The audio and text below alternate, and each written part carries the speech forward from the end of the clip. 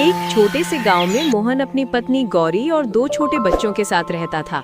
मोहन दिन भर मेहनत मजदूरी करके अपना गुजारा करता था, लेकिन पगार बहुत कम थी और महंगाई बहुत ज्यादा, जिससे उसके घर में एक ही टाइम खाना बनता था। एक दिन गौरी मोहन से बोली, जाड़े आ गए हैं मोहन, कई साल से हम सब एक ही फटा कंबल ओढ़कर सर्दी काट रहे हैं। अब वो कंबल बिल्कुल तार तार हो चुका है। इस बार नया कंबल ले आओ, बच्चों को ठंड से कांपते हुए देखा नहीं जाता। गौरी, तू जानती है रोज की कमाई से घर चलाना ही मुश्किल है। कंबल कम से कम 10 रुपए का आएगा और मैं दिन भर में मुश्किल से 1 रुपया ही कमा पाता हूँ। मेरे पास 5 रुपए हैं, तुम्हारे 5 रुपए रवि किसान के पास निकलते हैं, तुम उनसे मांग के कंबल ले आओ। मोहन पैसे लेने रामकिशन के घर पहुँचता है। रामकिशन दरवाजे पर बैठा होता है। अरे मोहन भाई, कैसे आना हुआ? सब ठीक है ना? ऊपर वाले की दुआ से सब ठीक है भैया। भाई, मैं अपने उधार के 5 रुपए लेने आया हूँ। कंबल लेना है, बिना कंबल रात नहीं कटती। भाई, मेरी हालत भी ठीक नहीं, घर में एक पैसा नहीं है, बाद में ले जाना। उतने में ही रामकिशन की पत्नी आ जाती है। ऐसे कैसे? मोहन भाई के बच्चे ठंड में कैसे रहेंगे? मेरे पास सिर्फ 3 रुपए हैं, आप ये ले लीजिए, बाकी 2 रुपए बाद में दे दूंगी। कितनी हैरानी की बात है, मैं सारे दिन काम करता हूँ पर फिर भी घर में आराम नहीं है। गर्मी में गर्मी से परेशान रहते हैं और जाड़े में ठंड से परेशान रहते हैं और ना ही पेट भर खाना खा पाते हैं। ऐसी जिंदगी जीने से क्या फायदा जब मैं अपने बच्चों को सुख नहीं दे सकता। बेचारी सुनीता ने घर से चलते समय कहा था कि कंबल जरूर लाना। अब मैं क्या जवाब दूंगा उसको? बेचारी मेरी वजह से कितनी परेशानियों का सामना कर रही है। अब मैं क्या करूं, कहां जाऊं? रास्ते में मोहन को एक बूढ़ा आदमी दयानाथ ठंड में कांपता दिखाई देता है। पहले मोहन आगे बढ़ जाता है, फिर खुद को कोसते हुए वापस लौटता है। मैं कितना निर्दयी हूँ जो उस बूढ़े आदमी को ठंड में सिकुड़ते हुए छोड़कर आ गया। पता नहीं उसने कुछ खाया होगा या नहीं, और कितना बुरा होगा अगर मैं उसे छोड़कर चला गया। तो मुझे उसकी मदद करनी चाहिए। बाबा, इतनी ठंड में यहाँ क्यों बैठे हो? कोई मदद चाहिए? बेटा, मेरी हालत बहुत खराब है। मेरे 2 लड़के हैं, मैंने मजदूरी करके उन्हें बड़ा किया, पर नौकरी लगते ही मुझे छोड़कर शहर चले गए, मुझे भूल गए। मैंने लड़के को ब्याज पर पैसे लेकर पढ़ाया था और उसका पैसा नहीं दिया तो उसने मेरा घर ले लिया। अब मैं कहाँ जाऊँ? बाबा, मेरी पत्नी कंबल का इंतजार कर रही होगी, पर तुम्हें इसकी ज्यादा जरूरत है। ये 7 रुपए ले लो, हमारे पास घर तो है, तुम्हारे पास वो भी नहीं। बेटा, तुम बहुत नेक हो, भगवान तुम्हें इसका फल देगा, तुम्हारे जीवन में कभी कमी नहीं आएगी। इतना बोलकर दयानाथ वहाँ से चला जाता है। मोहन को बुजुर्ग आदमी की मदद करके बहुत खुशी मिल रही थी, लेकिन दूसरी ओर उसे दुख भी था कि वो अपनी पत्नी के लिए कंबल नहीं ला सका। लेकिन इस बात की तसल्ली भी थी कि खुद की गरीबी के बावजूद एक नेकी का काम किया है। ये सोचते सोचते भी मोहन अपने घर चला जाता है। मोहन घर आता है, गौरी इंतजार कर रही होती है। कहाँ रह गए थे? मैं कब से तुम्हारा इंतजार कर रही थी। दिल में अजीब अजीब ख्यालात आ रहे थे कि कहीं कोई अनहोनी ना हो गई हो। गौरी, तुम भी जरा जरा सी बातों पर चिंता करने लगती हो। अरे, जब आदमी घर से बाहर होता है तो समय लग ही जाता है। मैं रामकिशन के पास गया था पैसे लेने के लिए, लेकिन उसने पैसे देने से इनकार कर दिया और उसकी पत्नी ने हमारी मजबूरी देखकर 3 रुपए दे दिए थे। क्या बस 3 रुपए ही दिए हैं? तुम 5 रुपए लेकर के क्यों नहीं आए? जब उधार लेने आया था तब तो बड़ा भला बन रहा था वो, और जब पैसे लौटाने का वक्त आया तब अनाकानी कर रहा है। तुम ये लेकर 10वीं बार पैसे लेने के लिए उसके घर पे जा चुके हो, तब जाकर 3 रुपए दिए हैं। अब ना जाने 2 रुपए कब देंगे। और कंबल का क्या हुआ? गौरी, मैं कंबल लेने के लिए गया था, लेकिन कोई भी कंबल 10 रुपए से कम नहीं था। मैंने बनिया से 2 रुपए उधार करने के लिए भी कहा, लेकिन उसने उधार देने से साफ इनकार कर दिया। आज के जमाने में कोई किसी को बिना फायदे के कुछ भी नहीं देता। अगर तुम उससे 2 रुपए के ब्याज पर बात करते तो वो तुरंत दे देता, लेकिन ठीक किया जो कंबल नहीं लाए। 2 रुपए की तो बात है, 1-2 दिन में आ जाएंगे। लाओ 8 रुपए, मैं उसे संभाल कर रख देती हूँ। जब कंबल लाओगे तो मैं दे दूंगी। गौरी, मैंने 8 रुपए में से 7 रुपए एक बुजुर्ग आदमी को दे दिए। उसे पैसे की बहुत जरूरत थी और ठंड से कांप रहा था। फिर मोहन ने विस्तार से सारी बात गौरी को बताई। तुम बहुत अच्छा करते हो, पर घर भी भगवान का मंदिर नहीं है। अब इस जाड़े भरी रात में हम अपने बच्चे को क्या उड़ाएंगे? घर में आटा भी नहीं है। तुम बिल्कुल सही कहती हो गौरी, मैं तुम्हारी बात से बिल्कुल सहमत हूँ, लेकिन वो बेचारा बुजुर्ग आदमी हमसे ज्यादा मुसीबत का मरा था। तुम चिंता ना करो, ईश्वर ने चाहा तो कंबल का भी इंतजाम हमें कहीं ना कहीं से हो ही जाएगा। चलो तुम मेरे लिए खाना लगा दो, बहुत जोरों की भूख लगी है। फिर गौरी मोहन के लिए खाना लगा देती है। जैसे ही मोहन खाने के लिए बैठता है कि कोई दरवाजा खटखटाता है। फिर गौरी बाहर जाकर देखती है तो एक बूढ़ी औरत खड़ी होती है और वो गौरी से कहती है, बेटी मुझ पर दया करो, मैंने कल से कुछ नहीं खाया है, इसलिए मेरी हालत बहुत खराब हो गई है और मेरे पास खाने के लिए कुछ भी नहीं है। कृपया मुझे कुछ खाने को दे दो, ईश्वर तुम्हारा भला करेगा। बहुत लोगों के घर के दरवाजे खटखटाए, लेकिन किसी ने ठंड की वजह से दरवाजा नहीं खोला। माँ जी, इस वक्त तो हमारे घर में खाने को कुछ भी नहीं है जो मैं आपको दे सकूं, और ना ही राशन है जो मैं आपको बनाकर दे दूं। उतने में मोहन आ जाता है और बुजुर्ग महिला से कहता है, माताजी आप अंदर आ जाइए, ज्यादा देर बाहर रहना ठीक नहीं है, ठंड ज्यादा पड़ रही है, आप बीमार हो सकती हैं। गौरी, मेरे लिए जो तुम एक रोटी बचा कर रखी थी वो रोटी तुम माताजी को दे दो। लेकिन स्वामी, आप क्या खाओगे? आपने भी तो सुबह से कुछ नहीं खाया है। गौरी, मुझसे ज्यादा रोटी की जरूरत माताजी को है, मुझसे ज्यादा भूखी हैं, इसलिए ये रोटी माताजी को दे दो। गौरी ने वो रोटी बुजुर्ग औरत को दे दी। बुजुर्ग औरत बहुत भूखी थी, इसलिए वो रोटी तुरंत खा ली।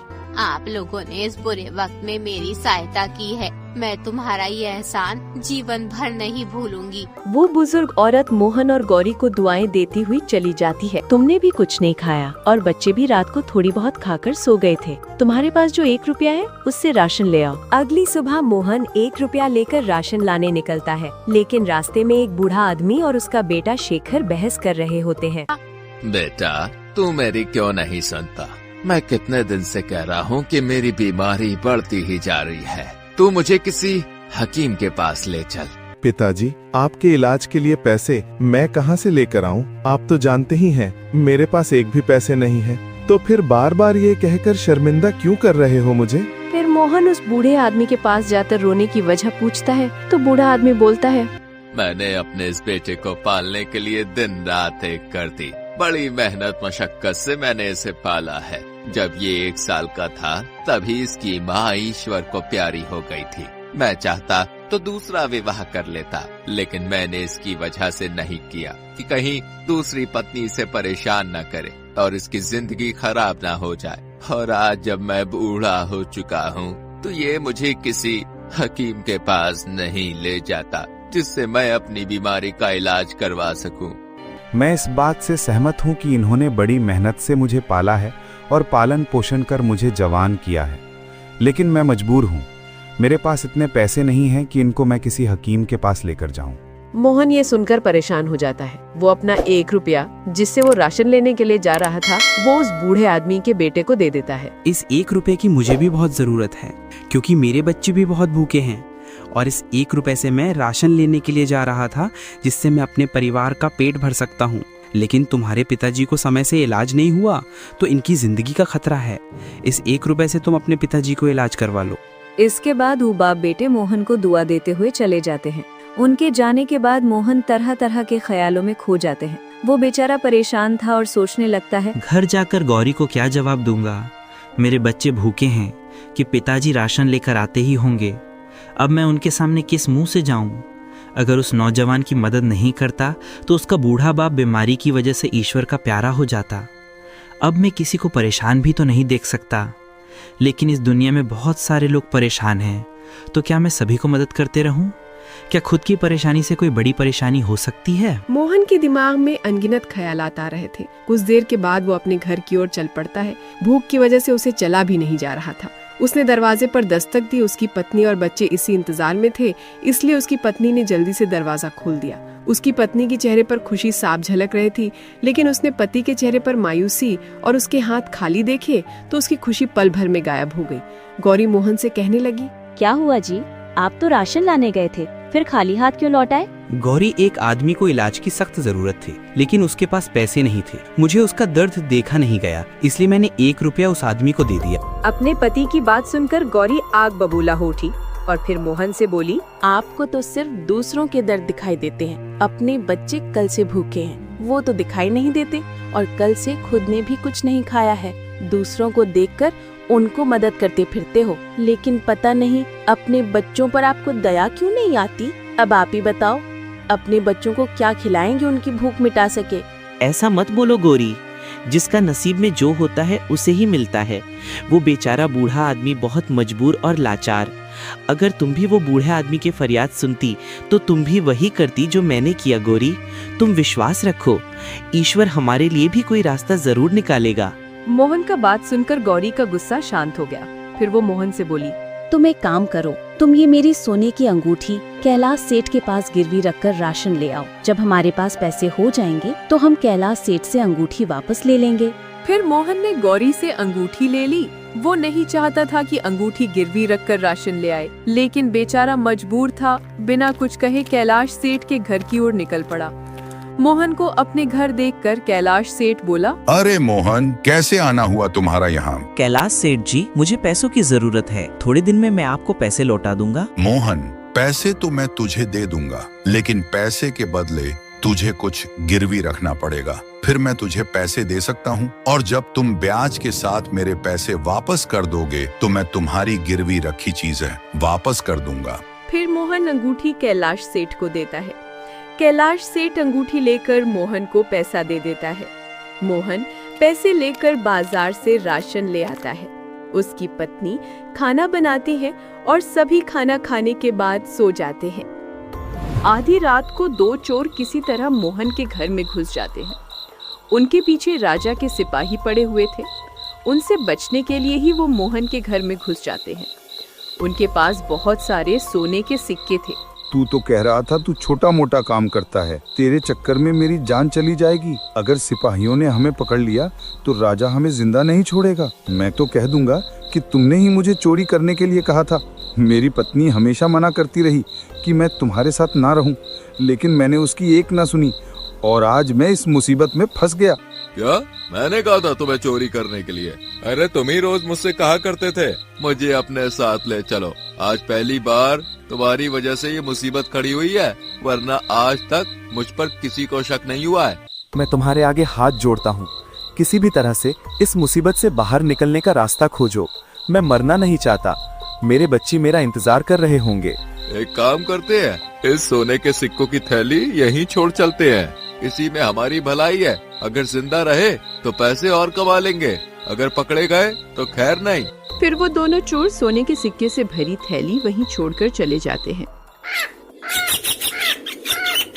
सुबह जब मोहन और उसकी पत्नी उठते हैं तो देखते हैं कि थैली रखी है। मोहन ने जब वो थैली खोली तो सोने के सिक्के देखकर उसके होश उड़ गए। लगता है ये सब ईश्वर की मेहरबानी है, उन्होंने ही हमारी परेशानी देखकर ये सिक्के हमारे घर में रखे हैं। गौरी, मैं कहता था ना, ईश्वर एक दिन हमारी मदद जरूर करेगा। वे सोने के सिक्के पाकर मोहन कुछ ही दिन में बहुत मालदार हो जाता है। वो अपने लिए बहुत अच्छा सा मकान बनाता है और अपनी पत्नी के साथ खुशी से जीवन बिताने लगता है।